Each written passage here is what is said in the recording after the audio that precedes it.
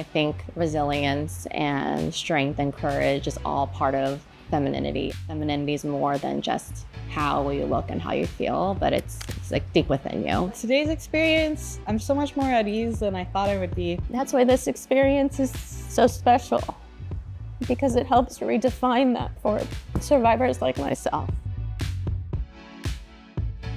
My name is Julie. My name is Janet. My name is Inez. My name is Elisa Moreno. I am 34 years old and I am a stage 4 breast cancer thriver, and I am currently have had no evidence of disease for 4 years now. I'm 41 years old and I'm currently in active treatment, and in another week and a half I'll start radiation. I'm 35 and I'm currently still on hormone therapy. I'm 44 and I'm currently doing hormonal therapy. Today, here at Beauty and Bloom, I had an amazing experience that's totally outside of my comfort zone. I had a makeover, had my makeup done, and I am so surprised by how at ease I've been since I got here, which is, anyone that knows me knows that this is like so wild that I'm here right now. Today was a great experience. We got our makeup and our hair done, and I got to do a photo shoot and also just, chat with other cancer survivors and just kind of bond over getting all dolled up. Today I got glammed up for the first time. Hair and makeup, wardrobe, took pictures. I was a model. 1 year ago, last October, is when I got my diagnosis. I wanted to make sure that I had an aggressive approach, right? I don't want the cancer to come back. I have family history, which is my sister, so I want to make sure that I made the best option for myself. And of course, doctors don't tell you what to do, but they give you the options. I found my cancer by accident in 2020. I was like, don't people like check their boobs while they're in the shower? And it was just an excuse to stay under the warm water, but I found a lump. This was 10 days after my 29th birthday, so I was very young. I eventually brought it up to a doctor, and thankfully they took me seriously, because sometimes when you're so young, people are like, oh, you're fine. I was 40. I didn't feel anything. I didn't feel sick. Went in for my first mammogram, and a week later they said you need to come back for more scans. And since then it was just appointment after appointment with biopsies and MRIs. And we found out that I have stage 1A breast cancer. But even though we caught it very early, which is great, I was kind of on the border of needing chemo or not. And so we decided to go forward with the chemo. And I cold capped, so I was able to save my hair. But yeah, we just decided it was best to be as aggressive as possible the first time around, to try to reduce the risk of recurrence. Breast cancer is a tricky thing. It has changed who I am today. It's an emotional journey. It's trying to figure out the new norm and reimagine who I am today. If it's just a different chapter of what women have to go through, I just feel like I have to live. I can't live in fear and the what if it's gonna come back, or worry, and I just have to live my life.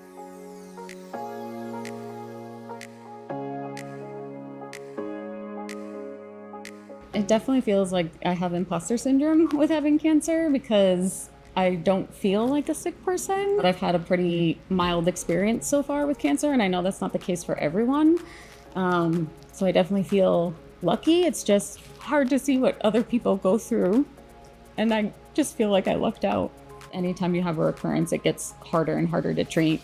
And so since I'm relatively young and relatively healthy, we decided to just be aggressive. My wish is for us to have a baby one day. I was able to seek second opinion through UCLA Health, and then that breast surgeon, she was very empathetic, and she just understood like all the concerns that I had about our family building plans, infertility, and then just like what I wanted out of this. I've been very vulnerable with my family. I think survivorship and mental health go hand in hand, and I don't think that that's talked about enough. You have to be stronger, and it just comes naturally, and I embraced it and used it as a superpower for myself.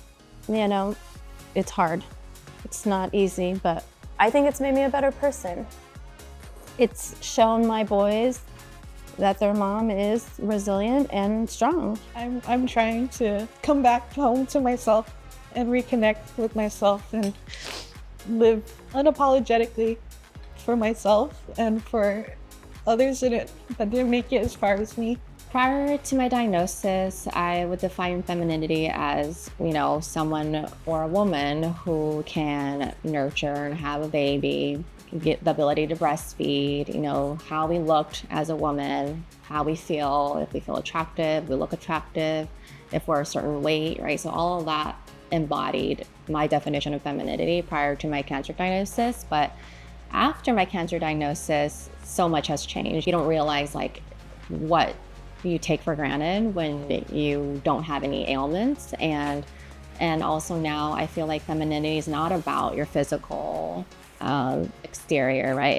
It's what's within. And I think resilience and strength and courage is all part of femininity and what we go through as women, or even just as people in general, all our experiences, the trauma, all of that, defines us, and the ability for us to pull through in those trying times is kind of what it's about. It's all about that fight on mentality and just being strong. This experience has changed my mindset.